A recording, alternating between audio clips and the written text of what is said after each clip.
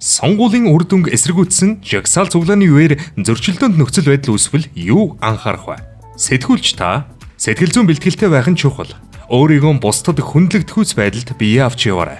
Ажлаасаа гарахдаа хамгаалтын малгай хамтаа завсан эсгээ шалгаарай. Өмсөж хэрглэж буй зүйл дээр чинь танай байгууллагын таних тэмдэг, сурвалжлах хэсгийн гишүүн гэдгийг чинь тодтгсон эсхийг нэгтлээрэй. Үүссэн нөхцөл байдалд дүн шинжилгээ хийх чадвартай байж сэтгэл хөдлөлөөн дарж байгаарай.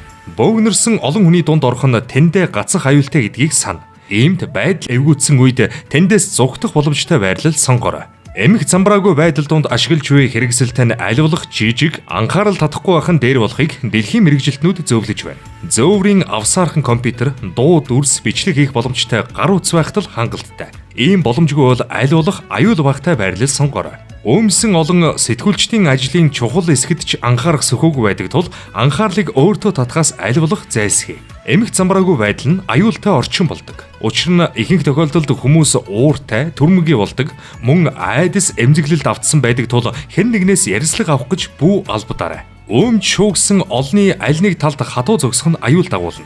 Иймд байдлыг сайн ажигла. Хэн нэгэнтэй ярилцахдаа үзэл бодлон битгий хэлээрэй. Редакцтайгаа байнга холбоотой хаана байгаагаа мэдээлж байгаарай. Ямар нэгэн маргаан хэрүүлд бүү хутгалдан оролц. Үзэн ядалт хүчирхийллийг бүү дэврээгээрэй. Хууль сахиулах байгууллагын хүлээж буй чиг үүрэг хэмжээний тухай мэдлэг ойлголттой байгаарай. Тусламж хэрэгтэй үед хэнд хандхаа мэдэх нь чухал. Эмх замбраагүй үед хэн нэгэн аюултай этгээд өөр рүү чин дөхөж ирвэл тайван аливуулах ээлдэг байж цаг хожихыг хичээгээрэй. Аливуулах өөртөө итгэлтэй байгаа мэдрэмжийг түнд төрүүлэхийг хичээ. Эрүүл мэндийн анхан шатны тусламж үзүүлэх тухай мэдлэгтэй байгаарай. Сэтгүүлч өөрөө хүний эрхийн хамгаалагч тул хүмүүст туслах итгэл төгс байгаарай. Гэхдээ өөрийн чадахгүй тусламжийг бүү амла.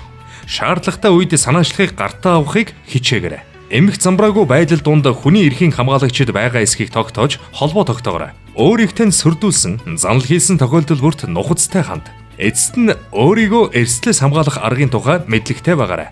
Ямар ч тохиолдолд амнаас эрүүл мэнд танд хамгаас үнэтэй болохыг ухамсарлаарай. Энэхүү зөвлөмжийг бид хэл хязгааргүй сурвалжлагчид, олон улсын сэтгүүлчдийн сүлжээ, олон улсын мэдээний аюулгүй байдлын хүрээлэнгийн материалыг ашиглан нээлттэй нийгэм форумын дэмжлэгтэйгээр Globe International төвд бэлтгэн хүргэж байна.